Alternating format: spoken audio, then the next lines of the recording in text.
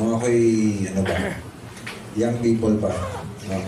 Isa sa mga ginamit ng Panginoon sa buhay ko para ma-challenge na magpatuloy sa Panginoon, maglingkod sa Diyos bilang isang teenager. Siguro narinig ko, Pastor Jojo, 1994, that's the first time. It was a camp sa High Acres, no? Kung nakapunta na kayo doon. Bukod doon, na-invite namin siya minsan sa aming church sa Promised Land to be our speaker sa mga revival meetings, ganyan, at sa iba pang mga okasyon. At actually, Pastor Jojo Guevara was our church anniversary speaker last February. At kinagagalak kong pakilala siya sa inyo. Siya po ang pastor ng Messiah Baptist Church, yun po sa May Baysa. At sa biyaya ng Diyos, siya po'y nakakilala sa Panginoon April 17. Kailan lang yung April 17? Yesterday, di ba? But 1983, baka akala niya naman 2025. 1983. Kanya pong wife, si Ma'am Leia. At meron po silang 3 mga anak. I believe na-meet niyo sila. No? At siya po'y, by God's grace, tinawag din ng Panginoon, 1983. So it's been 42 years pagdilingkod sa Panginoon. Ang kanya pong title ng kanyang message, or not title but the topic, ay Keeping Focus in God by Evangelism and Discipleship. Napakahalaga po nito. Meron ako narinig minsan ng mga young adults, sabi nila, buti na lang, nung bata pa kami, binigay namin ang buong time namin sa Panginoon pag-share ng gospel. Kaya ngayon, medyo na kami. Parang exempted na kami sa mga ganyan ngayon. Ganun ba yun? Pagka nagkatrabaho, exempted ka na mag-share ng gospel. Exempted ka na mag-disciple.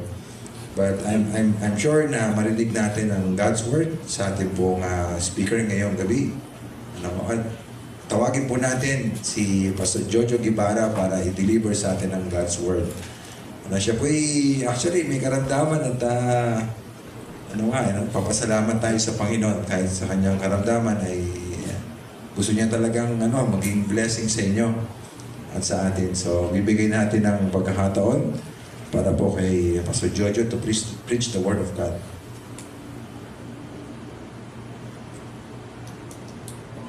Huwag niyong harangan. Biro lang. Pastor! Magandang gabi po sa atin. At salamat po sa Panginoon sa pribileyo. Supposed to be, hindi po ako makakarating, pero alam po kung gaano kahirap, kapagod ang maging direktor. Supposed to be si Pastor Abel ang kapalit ko, no?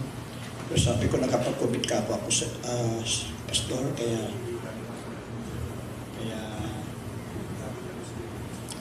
kaya sabi ko, sige po. So, may maintenance pa akong dala. Ayoko pong sumunod kay yung kaibigan natin sa Plumliners, no? After camps, every weeks. So, anyway, sa Panginoon pa rin yan. Malaga, thank you sa kanyang pag-iingat. At 3 kanta, nabawasan na yung preaching time ko, no? Ayan, okay. Sige po, start po tayo. Open your Bible, Matthew 28, verse 18 to 19. Kanina muntik nang mabago ang aking doktrina dahil po doon sa napakaganda. Sabi ko, Pastor Abel, alin bang pisa para sa inyong pinakamalakas? Siyempre malakas yung kabila. Kaya lang, mali. Matthew 28 verse 18 to 19.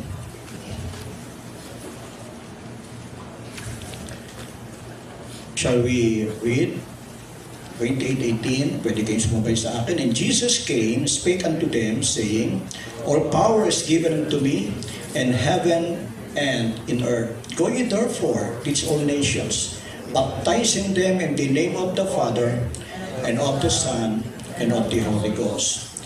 Shall we pray? Our Father, we thank you for this time that we have to open your word together to consider this very important passage in Scripture.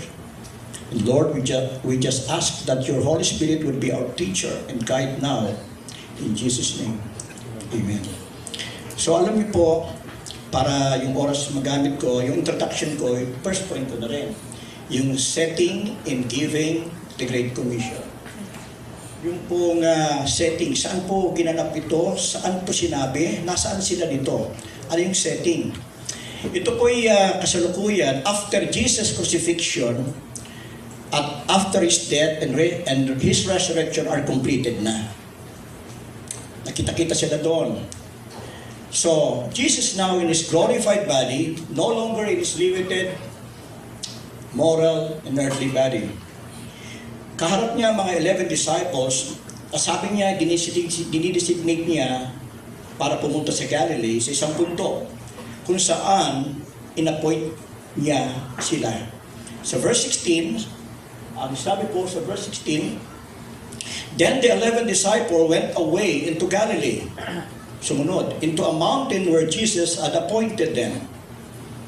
Somehow, ito pong 11 disciple ay alam nila ang specific mountain kung saan sila dinidesignate, pero tayo po ngayon, wala tayong idea kung anong bundok ito.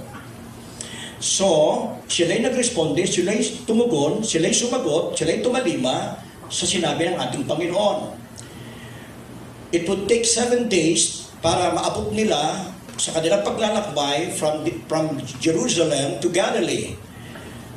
7 araw, masunod lang ang Panginoon.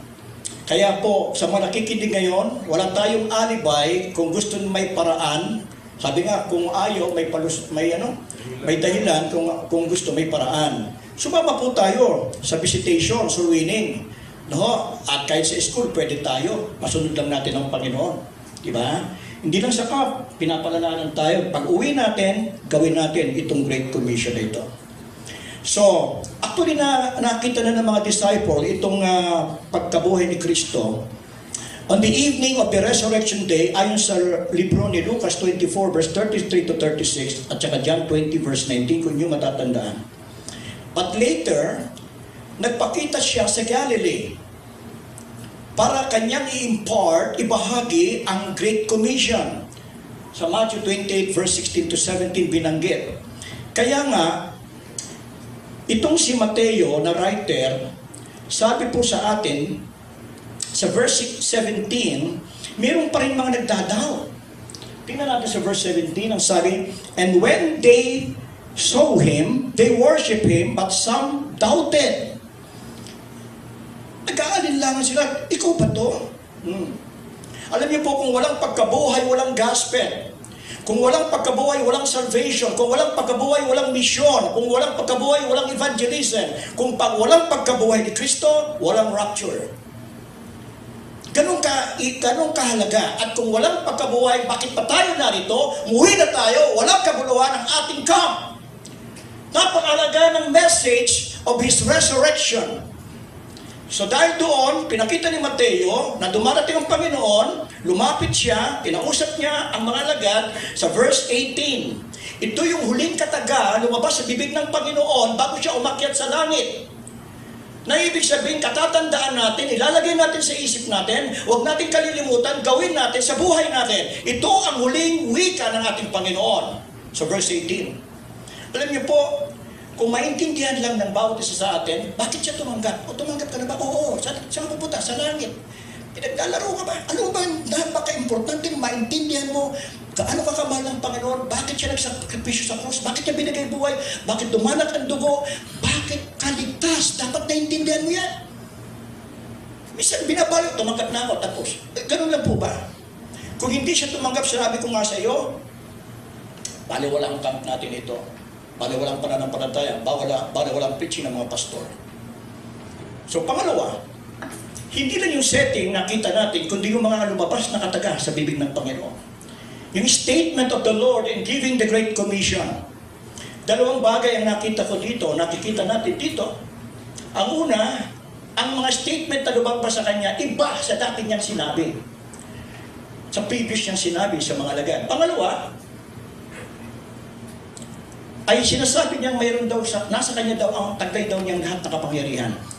So, statement is different from the previous. Kitang-kita sa verse 19. Tingnan niyo po. Ang sabi sa verse 19, go ye therefore, teach all nations, baptizing them in the name of the Father and of the Son and of the Holy Ghost. nais iparating ng Panginoon, you want to say something na naiiba. Naiiba sa mga dati niyang sinabi sa alagad. Naiiba kasi hindi ito ang kinamulatan, kinasanayan ng mga Hudyo. Kung inyong matandaan, dito sa Matthew chapter 10, verse 5, sabi ni Jesus, these 12 Jesus sent forth and commanded them saying, go not. Ano sabi? Go not. Yan ang original. Bago siya nabuhay na maguli. Huwag kayo anyang pumasok sa mga daan ng hintil at sa mga syudad ng Samaritana. Iyon po. Kaya naiiba sa previous statement niya. Nagulat siguro sinasabi mo, go na. Ngayon nabuhay ka na, go. So after his resurrection, Jesus called him again. Sabi niya, go. Kasama na tayo sa aabutin. Kaya ako kaya tayo ngayon nandito. Go sa lahat ng bansa na. Okay? So, therefore, ang pinakamahalagang pangyayari at nangyayari sa panahon ngayon na ginagawa ng Panginoong Diyos ay ang pagliligtas ng Hudyo at Hintil sa isang katawan. Mystery, isa na lang tayo in one body, Christ. Ito ang pinakamahalagang nangyayari sa balat ng lupa.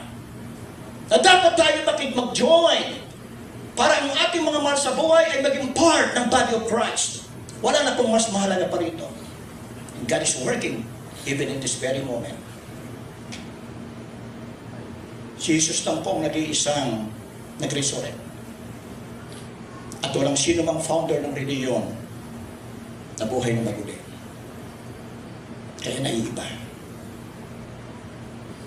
Ngayon, statement declared not only from the previous but also he has all the authority ayon sa kanya. Sa verse 18, sabi niya, and Jesus came and speak unto them, saying, all power is given unto me in heaven and in earth. So nagsimula siya ng mga importanteng salita na gusto niya na makinig mabuti ang mga alagad niya. Pay close attention. Ano kaya yun? Sapagkat sabi niya, meron ako ng lahat ng kapangyarihan. Lahat tayo walang karapatan sumuway. Bakit tayo? Sapagkat tayo susunod dapat sa tayong makasalanan, hinuga sa putik ng kasalanan. Wala tayong karapatan sumuway. Pangalawa, hindi lang he had all the authority. Next thing is, he was going to send them in the context into pagan Gentiles at to the outermost part of the earth. Hindi biro, nasugurin kayo sa ibang kalahi ng mga idolatros. So ito mga disipulo, kaya mga kapatid, kung application pag-usapan, wala tayong dahilan. Sabi niya, he had all the authority, so we don't have any reason to fear, to be ashamed sa eskwelahan, sa trabaho, to be belittled, naliitin mo ang sarili mo, kahit bagong ligtas ka. You are not alone. God can do something. Amen. Sabi niya, all power. What do you mean by that? All power means God, Jesus is God. Saan ka nakakitang taong nasa kanya lahat ng kapangyarihan? See?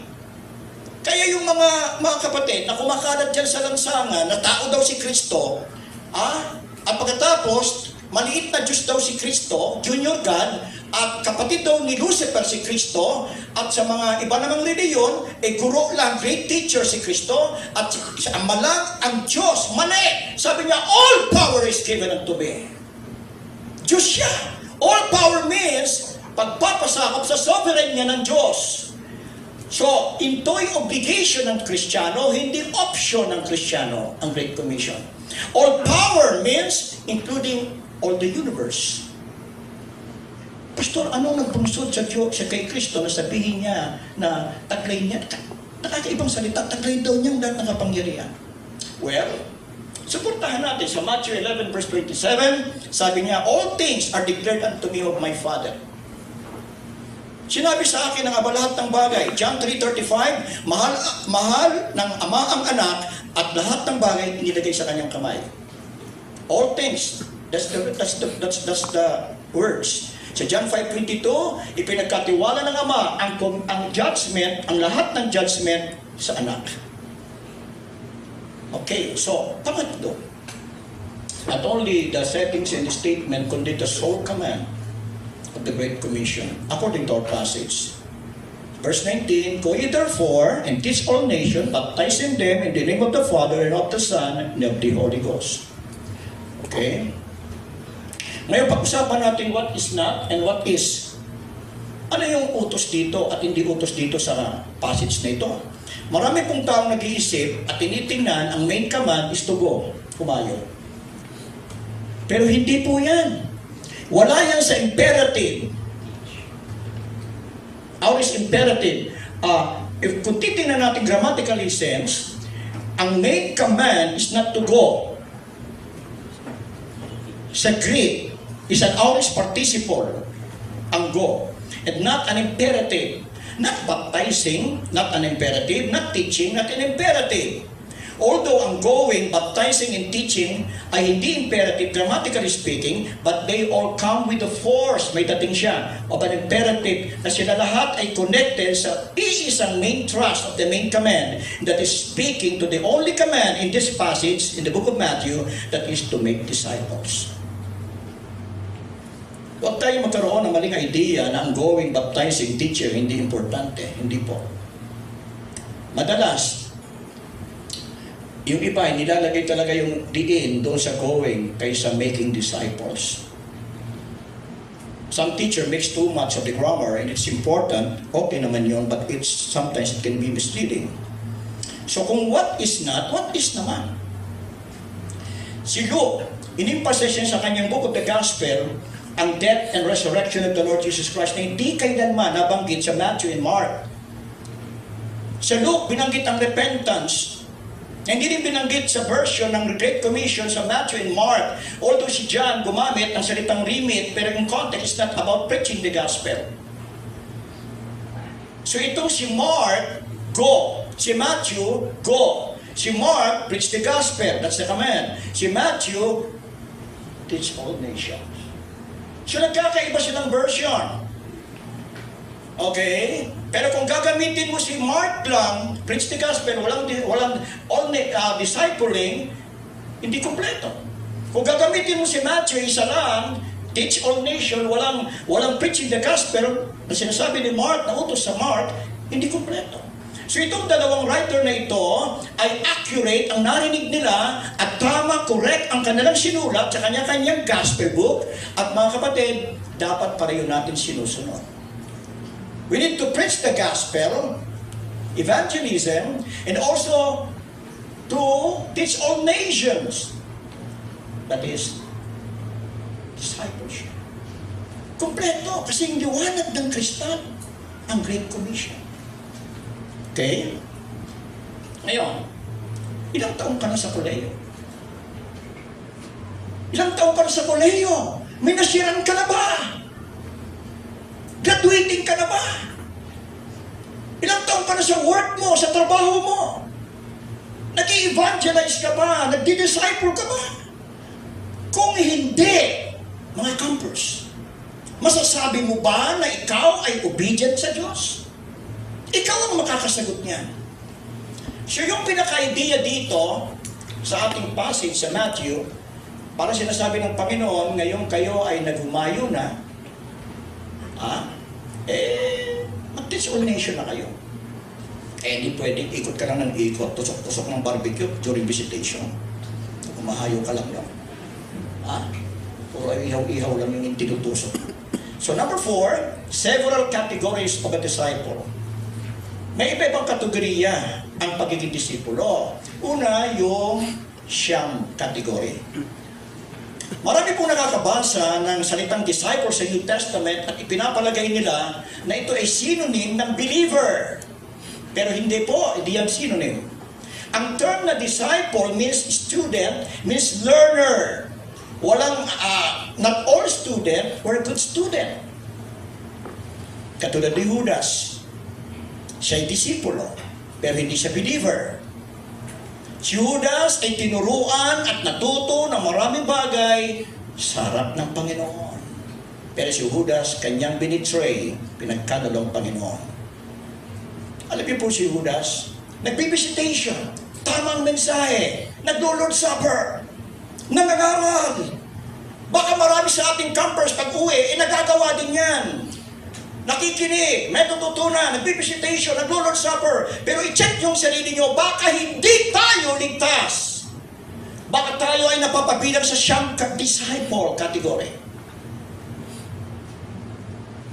So tinuruan ng Panginoon ng mga disipulo, maging ang Panginoon tuwing naglalakbay siya, marami nakasunod sa Kanya, marami mga disciples sa gilid ng burol, na mga nakaupo lang. Hindi ibig sabihin, bakit siya nakaupo, bakit nandoon? Kasi pakakainin ng Panginoon. Di ba?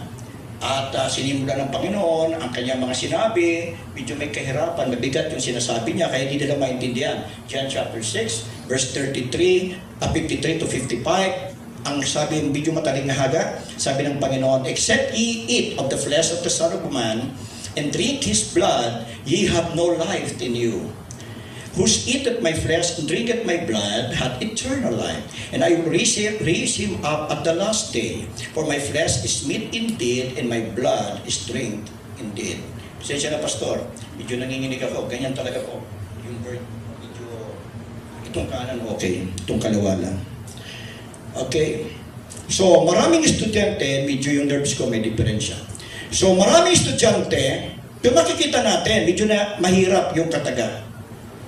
At marami sa nakikinig dito, kaya nandoon lang kasi may maling motibo for not, they don't have the right reason. Verse 26, the same chapter 6, sabi niya, Jesus answered them and said, verily, verily, I say to you, ye seek me not because she saw the miracles, tingnan mo, but because she did eat of the loaves and were filled.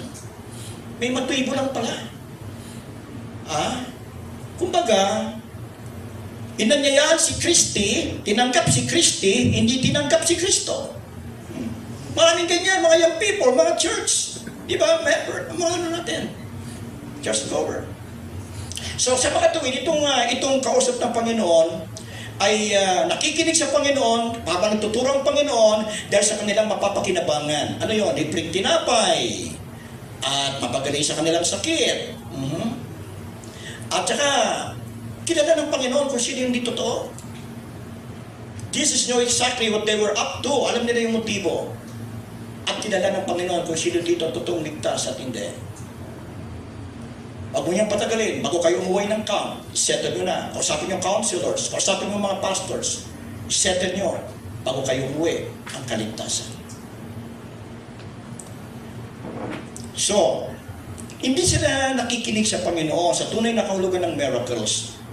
May mensaheng pinararating ang Panginoon. Bakit siya nagbibigay ng mga himala? They were not interested in having the souls cured from sin. At sa application niyan sa atin, marami sa atin pumupunta kapag camp lang, pumupunta pag sports fest lang, pumupunta pag anniversary lang. Ligtas ka ba? Sa bandang huli, iniwan si Kristo. Itong mga tao ito, iniwan. They wanted nothing more than to do with the Lord Jesus. Verse 66. John 6:66. John chapter 6, verse 66. Ano sabi? From the time many of his disciples went back, umalis na, and walked no more with him. Hindi na nakita. Hindi na nakita. Bagamat maraming natutunan, maraming narinig, at sila yung mga disciples, pero hindi sila mga tunay na born again. They walked away. Ayaw nila na mga ino-offer ni Jesu Cristo ang eternal life. Kaya siguro marami rin sa church baptized pero hindi saved, kaya hindi lumalago. Pangalawa, yung saved category. Saved category, John chapter 8 verse 31 in our Bible. Sino naman to? Sabi ni Jesus sa mga Hudyo na nanampalataya sa Kanya, if ye continue in my words, then are ye my disciples indeed. Alam niyo po, kung kayo nagdi-disciple, gusto niyo ang mga dinidisciple, tinuturuan niyo, hindi na magpatuloy na mag-aral, kundi mabinipisyohan ang mga bagay na kanilang natutunan at gamitin sa kanilang buhay. Ang salitang if ay conditional clause. Nang ibig sabihin, mga kapatid, kung sila'y magpapatuloy sa salita ng Diyos, ipapamuhay, magkakaroon kauhawan sa salita ng Diyos, kahit hindi ka, baka totoo kang ligtas. Okay? At marami sa mga disipulo, mga nakaupo, sabi ko nga doon sa hills, sa gilid ng burol, mga nakaupo lang sila, nadadala ng Panginoon. Ang ibig sabihin, iba yung SSS. Saved, seated, satisfied. Upo, uwi, upo, uwi, upo, uwi. Basta ka yun. Yung mga ganyan sa church natin, no? Upo, uwi, upo, uwi. Naku po. Katulad doon sa mga nakikinig sa Panginoon. Panginoon ang nangaral, lagi dami nakaupo doon. John 8:31, then said Jesus to those Jews which believe on Him, if, condition of those, kung sakali, ye continue in my word, dapat ang tunay na Kristiyano nagpapatuloy kahit walang camp, lagi na sa church, ipinapamuhay, sinusunod ang bawat pinapangaral ng kanilang pastor. If you continue my word, then are ye my disciples. Look at the word, indeed. Ang word na indeed o adverb na indeed ay common word sa New Testament. Na ang ibig sabihin nito ay truth. Patunay na genuine Christian sila. Panglima, yung similarities of a student to a teacher. Ano mayroong pagkahawig o pareho. Sa ancient world, marami pong teachers na may mga disciples. Sa ancient Greek philosophers, meron silang mga disciples ng setting, katulad ng setting ng Panginoon sa Book of the Gospel. Ang great teachers, meron silang sariling estudyante at madalas kasama nila sa buhay at sumusunod sa kanila. Si John the Baptist, may sariling disciples. Mark chapter 2. Si Moses, may sariling disciple. John chapter 9. Si Yesu Cristo, ating Panginoon, di kaila sa atin, may mga disciples.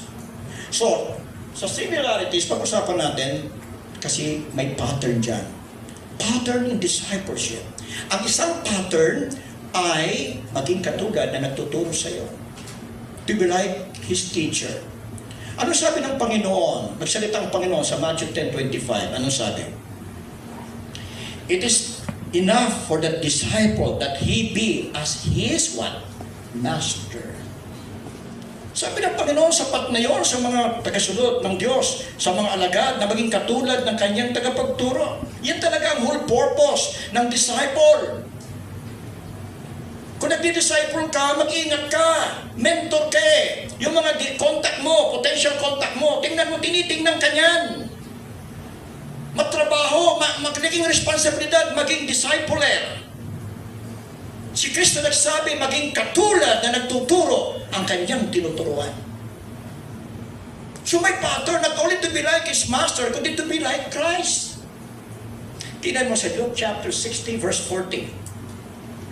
Sabi ulit, sa Luke chapter 60 verse 40, the disciple is not above his master.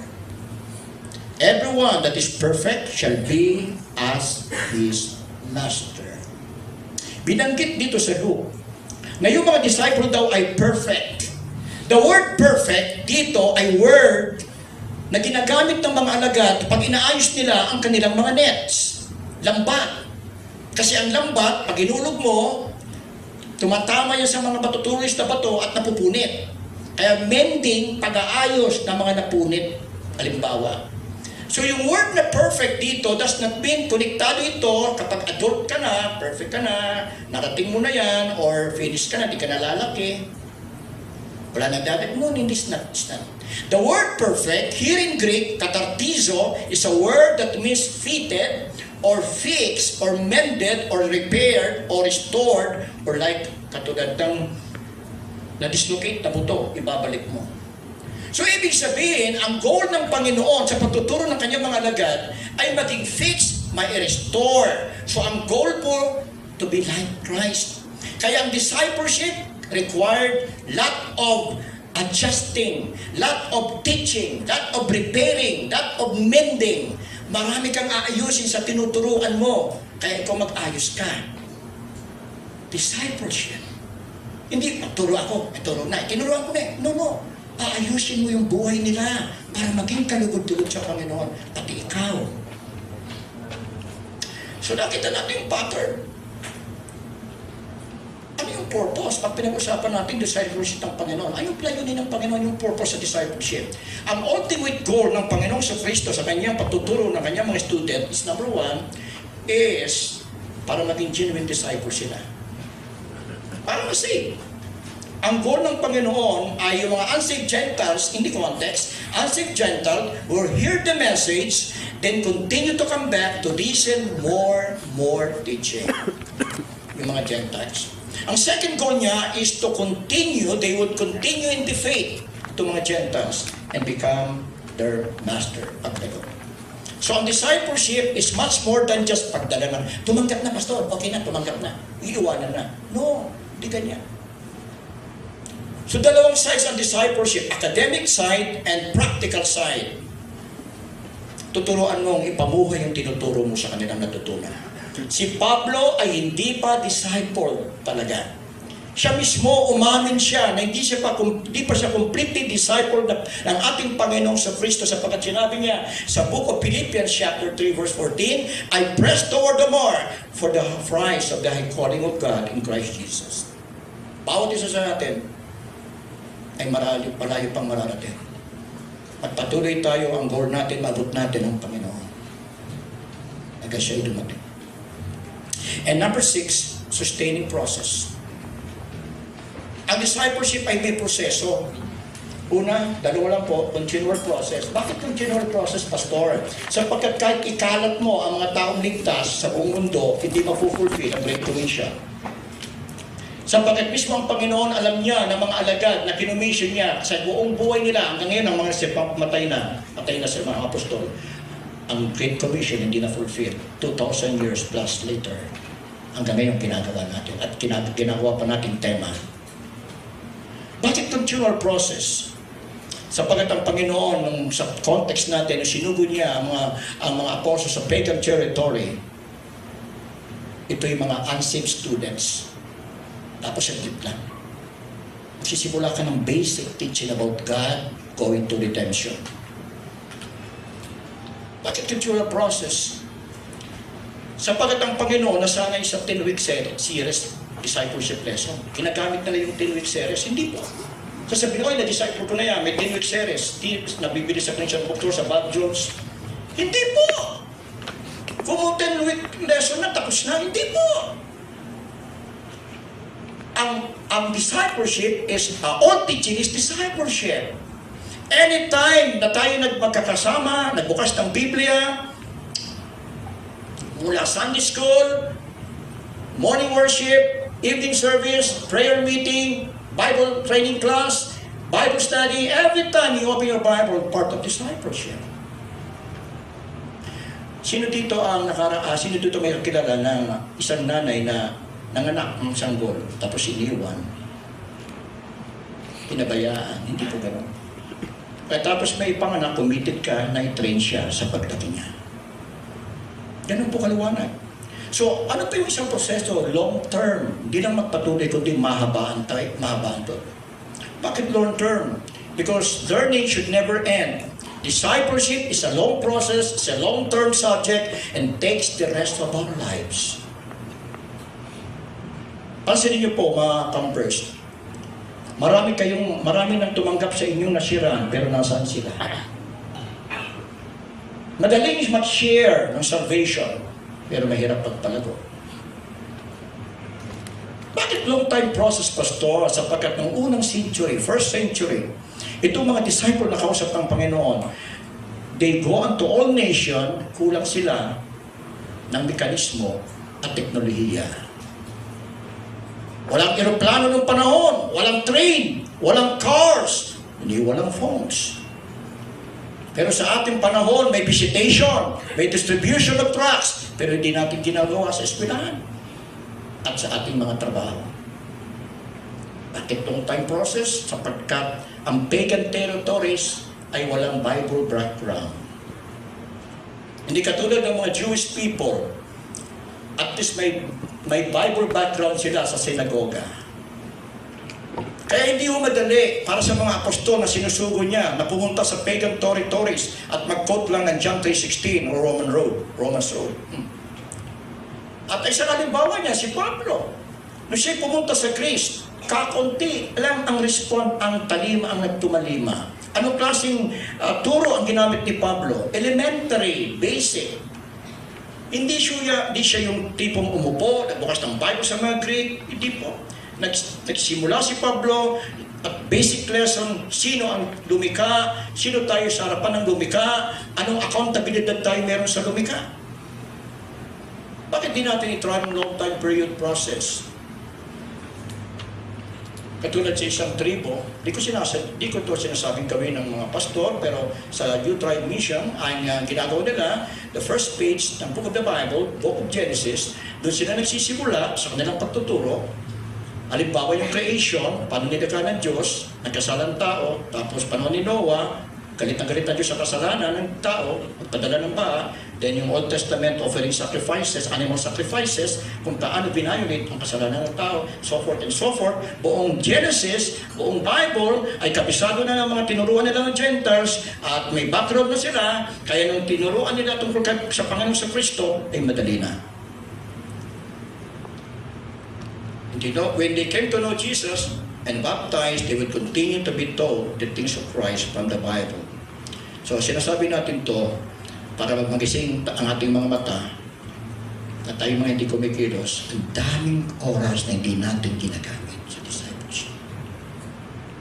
And number 7, scattered practice. Pagkalat-kalat in making disciples. Una, yung witnesses of Christ, pagiging saksi. Ang iglesia nagsimula sa Jerusalem.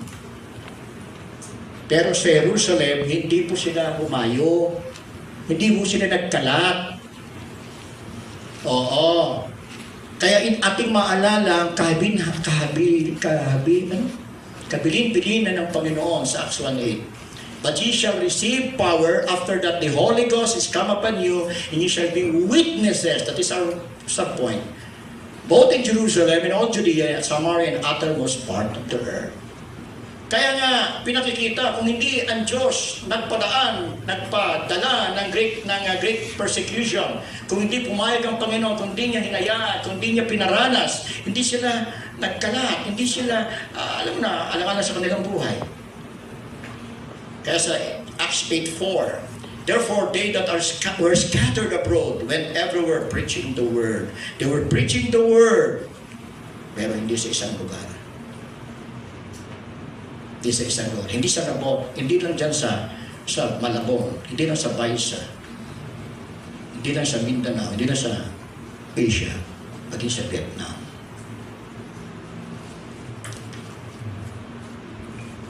Sa ibang lugar, mga kapatid. So simunod sila. Doon nagsimula ang misyon. Kaya doon nung early days sa church, they were making disciple in Judea and Samaria to the uttermost of the earth. Discipling all nation. Ang nagkakalat sila. Hindi po yung mga nakikita natin nagdadala ng mga payong. May mga purpuryo at may mga libreng babasahin na kumakatok. Hindi po yun. Hindi po yung mga nakanektay, may ningtag dyan. Hindi po yung sinasabi sa Bible na scattered. Dapat tayo yon. Later on, dahil sa pagkakalat nila, the uttermost part of the earth, siyempre, di kaila na nakarating sa Antioch. At doon sa Antioch, may mga teachers doon. Sa verse 1, sabi, now in the church that was at Antioch, there were certain prophets and teachers, Barnabas, Simeon, was called Niger, Lysias of Cyrene, Manaen, who had been brought up with Herod the Tartar and Saul. So may mga faithful teachers doon, nagagamit. At ang banal na Espiritu na nawagan, kinausap sila, sabi niya, ibukod mo sa akin itong dalawang lalaking ito, dadalhin ko sila kung saan ko sila tinawag. So yung iglesia, kaya sa verse 2, sabi doon, and they ministered to the Lord and fasted, and the Holy Ghost said, separate me Barnabas and Saul for the work whereunto I have called them.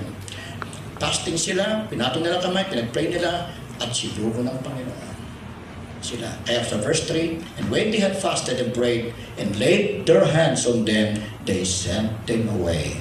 Mga kapatid, anong purpose ng Kristiyano? Anong purpose ng Kristiyano? Bakit ka naging Kristiyano? Pastor, mag-pray, oh! Pastor, magbasa ng Bible, oh! Pastor, pumunta sa church, oh! Pastor, mag-umawit sa choir, oh! para mag-choir, para mag-pray, para magbasa ng Bible, para pumunta sa church. The Son of Man come to seek and to save that which was lost. Bakit ka naligtas? Pastor, di ba, whatever we do all to the glory of God. Whether you eat or drink, o ay, kaya ka niligtas para kumain ng kumain. Kaya ka niligtas para uminom ng uminom. Hanggang tumanda ka, pray ka ng pray. Hanggang tumanda ka, church ka ng church. Hanggang tumanda ka, kanta ka ng kanta sa choir. Bakit ka niligtas ng Diyos? Para ibigay mo ang buhay mo. To tell all people about the Lord Jesus Christ. The disciples or nations. Ngayon, dahil nakita natin witnesses sa uttermost part of the earth, di na natin worldwide evangelism. Ma-overview natin yung ginawa ni Paul sa kanya, Barnabas, sa kanyang missionary journey na organized ng local church. Pumalaot sila sa Cyprus. Pinangaral nila and made disciple. Nakarating sila sa Perga, sa Antioch, sa Pisidia. At they made also disciple. Umakyat sila sa Bithynia. Pinangunahan sila ng Panginoon. Humantong sila sa Troas. Tapos sa Philippi. Pinangunahan pa rin sila ng Panginoon hanggang sila'y bumaba sa Athens at sa Corinth. Humahayo sila wherever they went. Ang trabaho nila is to make disciples. They were obeying the Great Commission. They were sowing seed, and the seeds grow, and the church planted. Local church were planted. Mga kapatid, take every opportunities that God put in your way kapag nasa school kayo. May pagkakataon, kaklase nyo. Ilang kaklase, ilang ligtas kayo sa classmate nyo. Sa trabaho nyo, opportunities yan. Pagkabas natin sa camp na ito, huwag tayong labas, pasok lang. Gawin natin! Amen! At panghuli, tingnan natin yung several parts of God's plan for fulfilling the Great Commission. Madali lang po. Letter A, local church. Kapisado niya na to, Ephesians 4:11-13, and He gave some apostles and some prophets and some evangelists and some pastors and teachers for the perfecting of the saints, for the work of the ministry. Look at the word. For defying of the body of Christ, till we all come into unity of faith and of the knowledge of the Son of God, unto perfect man, unto the measure of the stature of the fullness of Christ. Wala na pong gift ng apostol ngayon at propeta. Huwag natin pag-usapan. Mayroong evangelist, may missionary, sisimula sila ng preaching the gospel sa mga hindi paligtas at dinadali nila sa Panginoon. Ang binhi ay naitatanim, mga tao ay naliligtas, mga local church na itatayo, at yung evangelist ay makikipag-ugnayan sa local church. At yung pastor, makikita mo sa eksena, sila yung magpapatuloy ng fulfilling the Great Commission by continuing the disciples process. At ang sabi doon, bringing them to maturity. Teaching the disciple to be like the master. Kaya may appreciate nyo ang mga pastor natin dito. Hindi mo madali. Patuloy silang nangangaral, tinuturo sa atin. Appreciate your pastors. What is the goal of this life, long disciple process? Ayon sa context. Perfecting of the saints. Tapos 10-week lesson lang. Perfected na sila. Pangalawa, hindi lang local church. By the faithful men to the next generation, the next generation to the next generation. 2 Timothy chapter 2, verse 2. And the things that thou hast heard of me among many witnesses, the same commit thou to faithful men, who shall be able to teach others also. This is very great part of the Great Commission. Sinabi ni Pablo, sinasabi niya, si Timothy daw, sabi niya kay Timothy, dapat Timothy magturo ka din kung ano yung mga tinuro ko sa iyo sa mga faithful men, at yung mga faithful men ay magturo din sa iba katulad ng mga tinuro mo. So generation to generation, generation to generation, ano mo pag hininto natin yan, sino po magtuturo? Kaya sa kanteto, meron tayong temang ganyan eh, parang turuan tayo to the next generation. Darating, alam po, senior na po ako ngayon. Ay mo mga speaker natin, puro senior eh. Sinadya ba to? Puro senior naman. So, talang niyo po nawala na yung isa sa amin. Alam mo, darating araw, mawawala kami dito. Pero kailangan na ituro namin para kayo naman magpatuloy. Isa yung bahagi o aspect ng Great Commission. And lastly, local church, then faithful men to the next generation. Lastly, Great Commission begin in a Christian home. Ito ang pinamasasabi kong pinaka-basic sa discipleship of nations. Discipleship starting in a home. 2 Timothy chapter 1 verse 5, Paul said, "When I call remembrance the unfeigned faith that is in thee," referring to Timothy, "which dwelt first in thy Lola, Lois, at yung nanay mo si Eunice, I am persuaded that in thee also." God earliest missionaries doing the discipling is mother and grandmothers in according to this passage. They start teaching little children, mga toddlers, tungkol sa bagay, tungkol sa Diyos, at kapag kaya na nila, old enough to go to Sunday school, mayroon silang Bible background dahil sa mother and lola. As a last verse po natin, ang sabi, "But continue thou," 2 Timothy 3:14, "But continue thou in the things which thou hast learned and hast been assured of knowing of whom thou hast learned them. And that from a child thou hast known the Holy Scripture, which are able to make thee wise unto salvation through faith which is in Christ Jesus." Nire-remind ni Paul dito si Timothy, mula pa, Timothy, nung pagkabata mo, na mayroon daw advantage si Timothy sapagkat mayroon siyang inang Kristiyano na nakakilala sa Panginoon, na nagturo sa kanya, pati lola niya ng banal na kasulatan. Kaya si Timothy ay may background. Tapos nakita niyo si Timothy, sabi niya, well trained to Kahit ang tatay niya hindi ligtas well trained to ng kanyang nanay sa kalola. So gusto ni Pablo, si Timothy, makasama niya sa missionary journey. Dumating mo si Timothy. So naging mentor ni Timothy si Paul, naging disciple ni Paul si Timothy. Maganap din po tayo, mga kapatid. Making disciples starts in the home.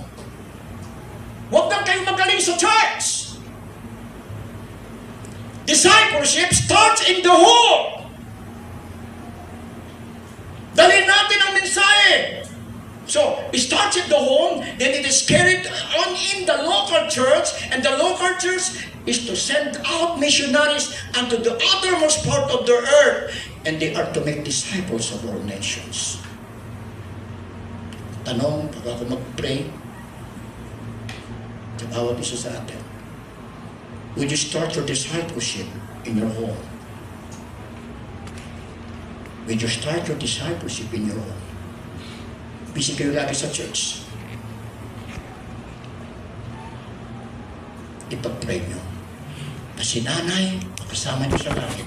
Si kuya, si tatay, si bunso, si ate. Start your discipleship in home. May your home becomes a Christian home. Starts discipleship. Bawat isa sa atin ay pwedeng maging involved sa carrying out the Great Commission. Listen carefully. The Great Commission is not going to be finished until the Lord's come. Papatuloy tayo.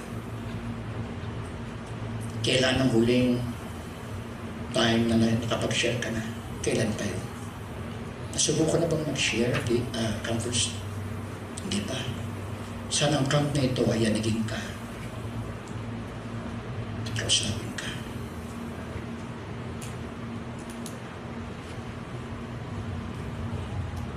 Mga minamahal, ang utos na ito ng Panginoon ay nagsusumamo sa ating katanungan, nasaan ang iyong puso? Nasaan ang iyong puso? Sa lupa, sa langit. I-focus natin ang ating mga sarili sa evangelism, discipleship. Shall we pray? Let's pray. Father, we thank you for your word. We thank you, Father, for your desire to see all men saved, and to come to the knowledge, the deep, full knowledge of the truth. Father, we pray that you would help us to do our part and play our role in discipling men and bringing the gospel to others and helping believers to grow in the faith. Father, we pray that you would be magnified and that we would see your hand at work through our lives and through our ministries. We pray in Jesus' name. Amen.